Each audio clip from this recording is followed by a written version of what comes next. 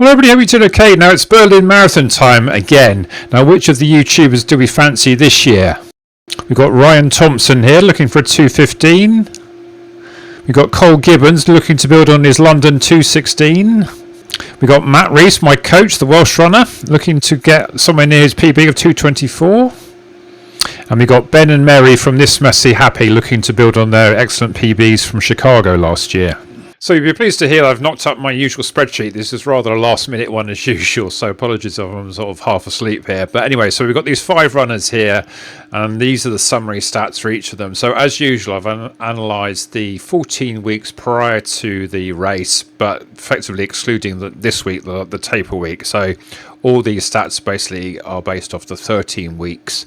This isn't necessarily what the people's actual training blocks are, but also this is a reasonable amount of weeks. And in general, I think most of the runners actually did blocks more or less on these lines. Now you can see here that the first thing that is rather obvious is that the target times and the PBs rather relational to how much running miles that they've actually done in the block here.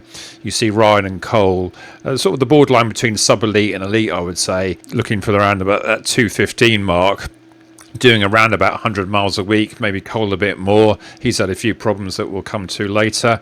Matt there, 2:24 PB, hasn't perhaps done as many miles as he might have hoped. And Mary and Ben, they definitely favour a slightly lesser approach of less is more, shall we say. But Mary definitely had done more miles this time than previously, and Ben is one of the only ones here that really does quite a lot of biking. And you can sort of see there from the average training time, he actually gets up to Mary, even though he does about an hour and a half on the bike in lieu of running, because he thinks he gets injured quite a lot. And he was a Ironman triathlete, so I think that's in his heart still as well. So you notice there I put some forecasts down the bottom. Now we've got 2 runners I would say that I'm forecasting to do a PB, Ryan and Mary. Cole is a real doubt. He may spring a few surprises, but he seems to have all sorts of issues with injuries. Got a hip issue, he's had some gut issues as well, so really unclear how he's going to get on, but I've seen that he's actually there. Matt, I would say, is in reasonable form, maybe not quite as good as form as he would hope for, but such an experienced marathon runner, so hopefully he'll pull something out in the day. And Mary and Ben, well, I think their training has gone pretty well. Mary's training looks to be particularly well. Ben seems to have got a last-minute Achilles injury, so I'm not quite sure how he'll go, but he seems to be reasonably pleased, and some of his shorter sessions seem definitely good. So let's have a bit more detailed look at each of the runners. So this is the week-to-week stats for Ryan Thomson. So what I've done here is I've looked at their Strava for these weeks, and hopefully these people are showing all their training on Strava, otherwise there's not much point really, is it? So what I've done is basically worked out how many miles they ran each week and excluded anything like walks or the odd bike, and if someone did a lot of biking I put a separate column, and then I've worked out what is their total running time for the week, and then obviously average pace you can calculate from that. I also think average pace is quite interesting because you can kind of see how much slower someone's training pace is compared to their PB. Now some people might favour a more aggressive training approach, but I think it's quite interesting here that people with a PB of 2:15, which is what we go back to the chart there, 5:11 pace, and Ryan's actually operating at an average training pace of 6:46, and the fastest week he did was only 6:26. So you can see there's quite a big difference there between what his actual marathon pace is and what his average training pace is, and obviously he can go a lot faster than marathon pace. You notice here that the week before the block he did a 28:57, which is any 10k PB on the track. Very impressive performance, very good way to come into a marathon block. So I think of the 5 I would say this is perhaps the most impressive training in terms of the fact he didn't really have any downtime at all. He had a good 3 weeks in Font Romeu where he got some high altitude stuff done. Got some very consistent training here. You see that I've got the median figure here as well as the average, because sometimes the average may be skewed slightly by the taper or the first week. So the median is perhaps a good idea of what the actual week to week sort of core mileage was, and you can see that was just a bit higher than the average, but hovering around that 100 mile a week, which you feel is the sort of the amount of miles that somebody of this standard would need to do. Someone like Nick Best, I've analysed in the past, always seems to do around about 90, 100 miles a week, doesn't it? So yeah, it's an awful lot of running, but I think when you're running to this quality, then it's almost inevitable that you do. Now, the longest run is interesting because it's perhaps more of a vogue these days to do interval tight work within the long run. But there was quite a lot of runs here from Ryan where he just sort of like went out, and for him, I'd imagine is a reasonably easy speed. When I say even pace here, what I meant was that the actual run looked to be sort of fairly even. Obviously, you're going to get slower miles if you're going uphill or downhill, stuff like that. But the point is that it wasn't actually a run where they were trying deliberately to do any sort of marathon pace or anything like that. You can see here, before he went away to Font-Romeu, he was going in for these double thresholds, which seems to be all the vogue now. So, an example here: 6 by 4 minutes in the AM, and in the afternoon 8 by 2 minutes. And then there's another one here: 6 by 5 minutes in the morning, 6 by 2.5 minutes, and he managed that to about a 5-minute pace. And the 5-minute pace, I suppose, is just a fractionally faster than marathon pace. And well, doing an effort for 2 minutes 30 is somewhat easier than doing it for 2 hours 15, isn't it? So yeah, I guess that probably would be threshold. I suppose threshold for a runner like this would be a bit faster than their marathon pace, wouldn't it? It's notionally about the speed you could hold for an hour. So someone like him probably be 10 miles, maybe 47, 48 minutes, something like that. So maybe even 5 minutes there is perhaps a bit easier than threshold in some respects. But yeah, it's interesting when he went to Font-Romeu. I suppose a bit more then. He was more like a full-time athlete. Didn't really do any double threshold then. But that was the time. I think there was a few of them out there.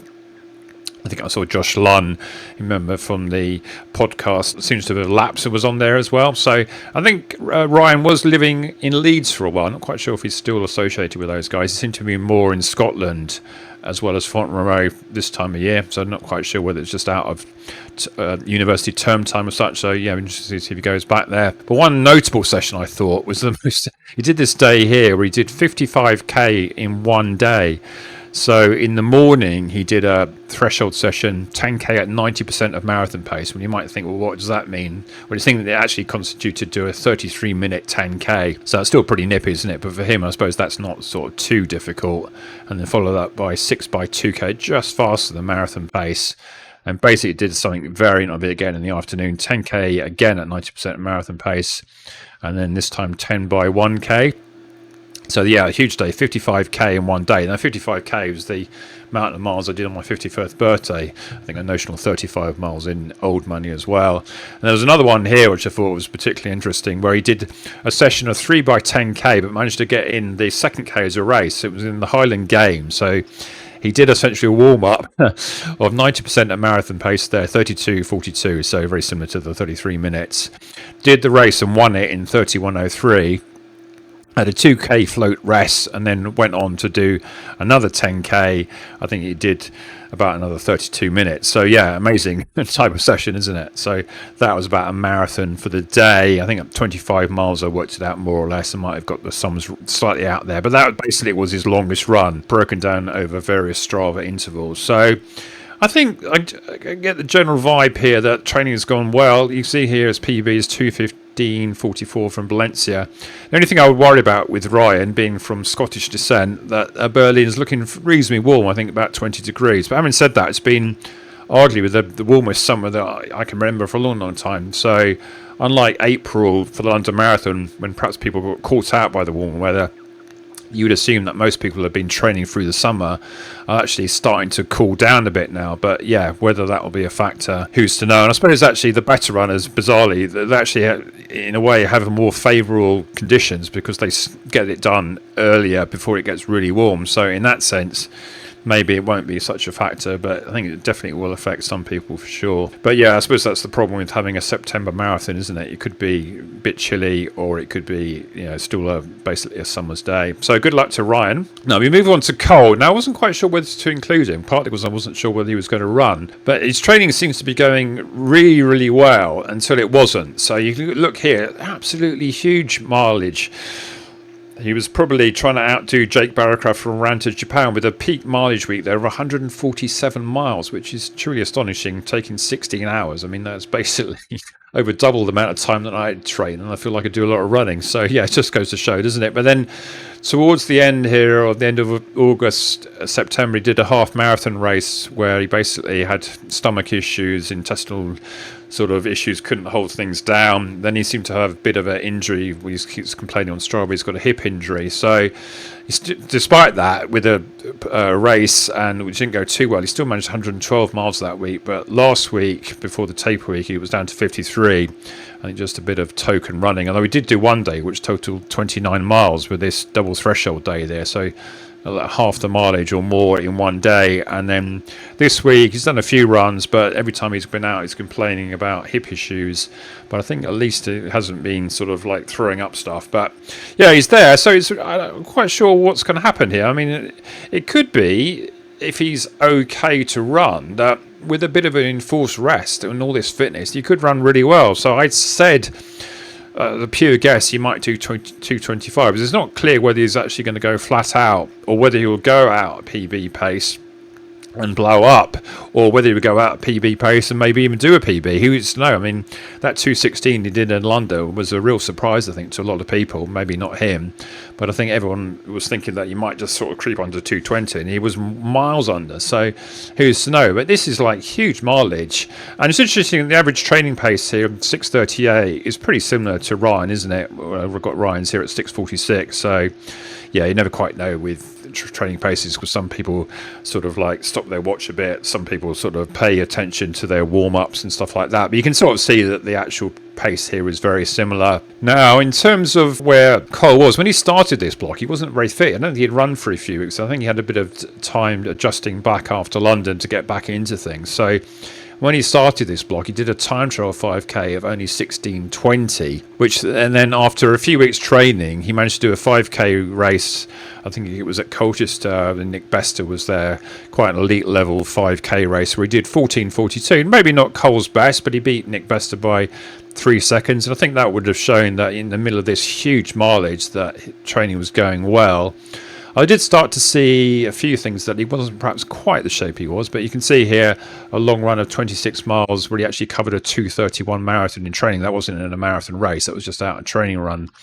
And he did a training run here of 29 miles. So it's interesting, isn't it? Because a lot of lesser runners, should we say, more sort of like ordinary runners, not running to any of this level, never really looked to do an actual marathon in training. I personally always liked to do a marathon in training. I always thought that was good mentally to know that I could last a distance, and then it was just a case then of actually trying to run it as fast as possible. And then 29 miles here at 6:34 for somebody who's, let's go back to their average training pace in the PB, 5:13. So that's a lot slower, isn't it? So in that sense, you kind of think, well, yeah, that's an interesting one. But was that the final nail in the coffin to the injury? Is this perhaps almost overtraining? Because it's interesting, because a lot of the long runs here, a lot of them were sort of fairly even pace. A bit like Ryan in that sense. There was a few ones that he did some marathon pace in, and then obviously that 2:31 there. But, if you got a PB of 2:15, that's not sort of too hard, is it? But I mean, that's sort of like a good tempo there.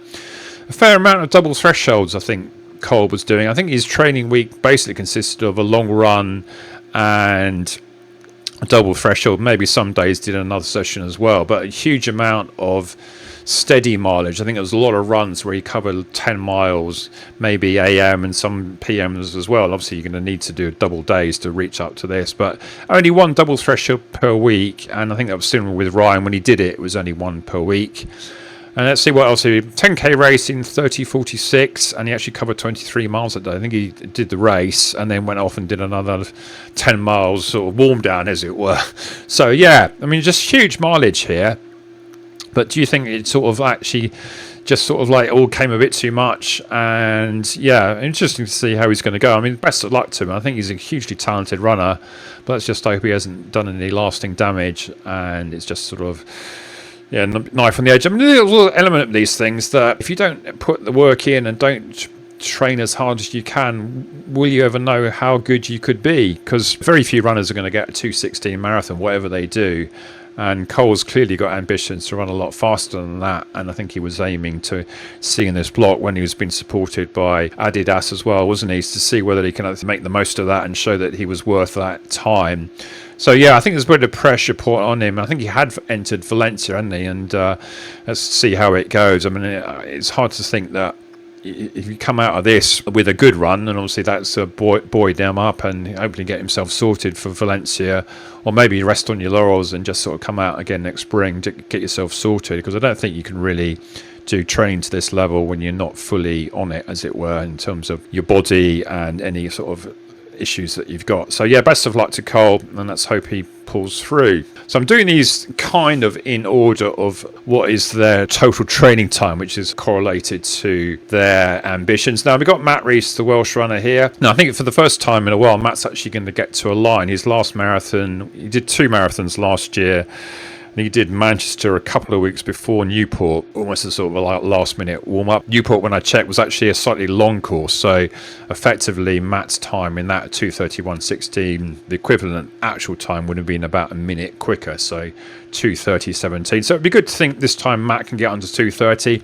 I think it's going to be a challenge for him to challenge his PB, and I think the training has gone reasonably well, but not perhaps the volume he might have looked for. You've got a 64-week average miles per week there with a median of 69. But on the other hand, I think there wasn't any injury weeks here. I think he had a few sort of struggles in the summer heat. Matt does to really like to go all in, as it were, in his long runs. And you can see here, done a lot of long runs where he tries to do on-off work, or he does marathon pace intervals. And it turns out he runs out about 20 miles and averages just under 6-minute pace. And he was 22 minutes there at 5:33 even. And then that one, he was actually trying the fast stars from the Puma Fast Star Natural Elite 3s. I think he finds them his best shoe for shorter distances, but one of the many runners who struggles with their aggressive nature of them over long distances. I'm not entirely sure what he's going to wear for the marathon. He's sure in another run he tried the Adidas Pro 4s and it gave him a bloody heel. I think there's something actually wrong with those pair of shoes. So interested to see what he goes for. He has been an Alphafly 1 lover. Whether he's got any Alphaflys left, I'm not sure. I don't think he ever liked the Alphafly 2s, and I'm not sure about the Alphafly 3s. But yeah, I mean, I think these days all the shoes work reasonably well. Now, an indication on where Matt's form was at, he did the Major, I can't really pronounce it, is that Magor 10K, came first in 32:11. It's a reasonable mid-training block run out, isn't it? It's not amazing for Matt, but I think the fact you've taken the win there in a low 32 is definitely indication that you could run a sub 2:30, maybe not a sub 2:25.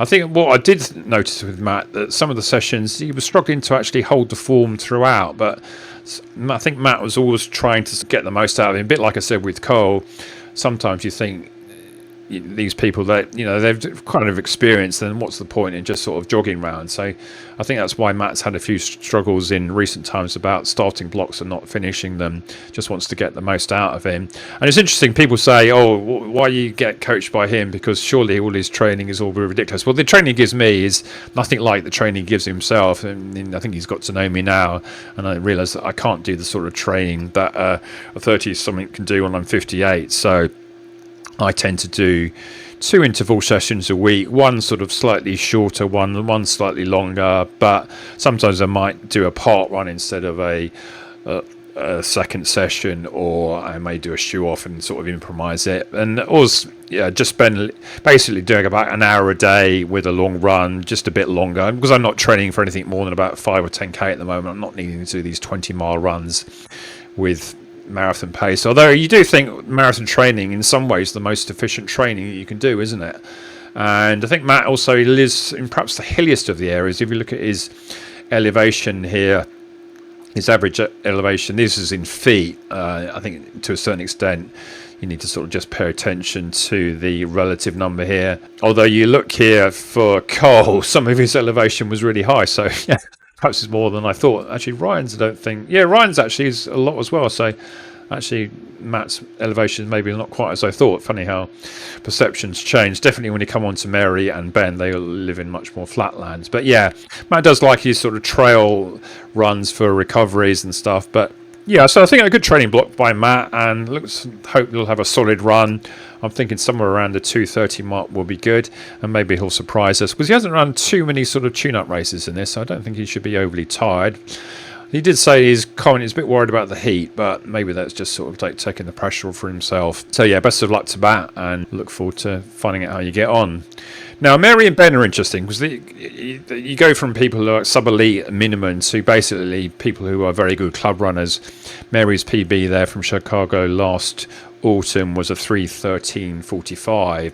And I think interesting in this training block, they tend to think in Ks. So the peak mile weeks then, weeks 9 and 10, managed to get up to 100k for the week, which to me doesn't sound an awful lot for marathon running, but I think it's all relative because I think traditionally Mary hasn't done more than about 80k 50 miles a week, so it definitely has pushed on there. She doesn't do any biking, so it's all running this. And it's interesting that before the peak week they had a down week, so a recovery week. And I think it's quite a good idea actually, sometimes you can just layer on the training. And yeah, you just sort of like get overtired, and yeah, I think that was a good idea for definitely. When I looked at this training more and more, I thought, well, actually this is very good training because it was consistent and they do have a plan. I think I noticed a bit of an eyebrow that they sort of peaked quite a long time ago, and they have quite a long taper. You can see here that they've been tapering down now best part of 3 or 4 weeks. So 41 miles in week 12 there, 22 miles last week, and they won't be doing much this week either. They went over back to UK and ran in the Great North Run, but they didn't try in that one at all. I think they were just pacing with a friend. So Mary hasn't done any tune-up races, but I was quite impressed by some of her sessions on the track. Don't forget they live in Thailand, so some of these paces perhaps are slower than they might be because they live in such a hot environment. But if it's going to be sort of vaguely warm in Berlin, for them, that should actually feel reasonably nice, isn't it? I mean, 20 degrees in Berlin should be way nicer than a very humid sort of high 20s that you get in Thailand. I went to Thailand with Sue quite a few times about 10, 15 years ago, and it really was hard work running. I mean, if you ran for an hour there, which is about the most I ever did, it felt like it was more like a 2-hour run. You can actually run quite fast there, but it's so humid, and also it's quite hot. I think the humidity of it was actually worse than the actual heat. It wasn't baking hot, but it's so humid you always just felt like you just needed a drink straight away, and it was really quite oppressive. So in that sense they should be well heat acclimatized. Now this training seems to basically consist of 5 runs a week. I think Mary sort of added a 5th run for this block, and they tend to do one long run which wasn't overly long. There you got a peak of 22, not too many runs which were much more than a half marathon. If you look there, the first few weeks they were all half marathons, crept them up to around about 16 miles, but only 3 that got sort of around about the 20-mile mark. So yeah, I mean, I think again very consistent training. They did track sessions which had a sort of a marathon type focus. I thought that perhaps they were equally good for 10k or half marathon, often starting with a bit of marathon pace and then going into, say, 800 meter reps, K reps, or 1200 reps. I think sometimes Mary seemed to do the marathon pace sort of tempo at the start a bit quick. That's just something that Matt often gets me to do. And I think I've kind of learnt now, finally, after all these years, that if your coach tells you to do a marathon pace tempo, the idea isn't trying to do your PB in the tempo. The idea is to actually control that, so it allows you to sort of warm up for the session. And also, if you're doing a marathon, it gives you a very good indication of what your marathon pace could be. But some of these faster reps, they were considerably under 20-minute 5k pace, under 4 minutes for a K. So in that sense, I thought that bodes well for Mary to hopefully get a PB. Some of these sessions almost might indicate nearer to a sub 3, but I was being slightly cautious there. I mean, I was still forecasting a 3-minute PB for Mary, and I think that will be something if she can get anywhere near a PB. But yeah, I mean, I think it could be the one person that most surprises us, because I think this is perhaps the best training relative to what people have done before, as far as I can see. with the possible exception of Ryan. I think he's had a very good training block. And as I said, well, Cole's done a huge amount of volume, but has he just run out of steam at the end? Who's to know? So yeah, best of luck to Mary. Now Ben's quite interesting because he comes from a sort of more of an Ironman triathlete background, and I think since they moved to Thailand, and now they've stopped being full-time teachers and now basically full-time YouTubers, and they've moved to Phuket, which is a popular island on Thailand. So yeah, but they came back to the UK via going on to Berlin, and I see that they've now arrived there. So Ben's mileage isn't very much at all for a marathon runner, only an average there of 33 miles per week with a median of 39. So you could say, well, in the actual block it was more like 40. The most he got to was 50, but he does do a bit more biking than anyone else here. So he tops up his effective mileage there quite a lot. So you got 55 hours total over the 13-week block on running, another 20 on the bike. So it's not a huge amount of biking, but it actually sort of basically means that he can effectively drop 1 or 2 runs. And I think in the past that's worked quite well for him.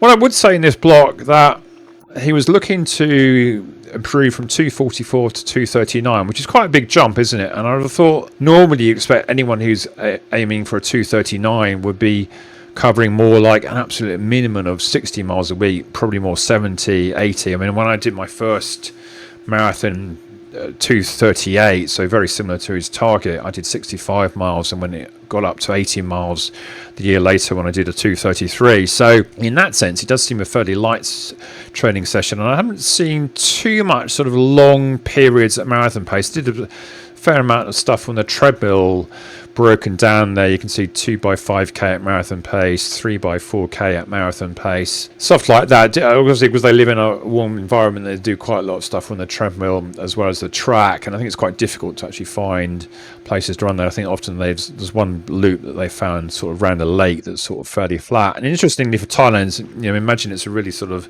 mountainous area, but I think they kept to the flatter part, so their elevation is pretty much on the flatlands, of hardly anything to speak of at all, which for Berlin of course is not really an issue, is it, because it's basically the flattest course in the world more or less, although obviously all the marathon majors with the possible exception of New York aren't exactly up a mountain, are they, for sure. So yeah, I mean it's hard to know where Ben's at, because 37.25 10k did the week before he started the block, but that was in a very hot environment, so that was probably worth maybe a 35-36. So yeah, does that really indicate a 239? Not sure. So I did also notice he had an Achilles issue there on week 11.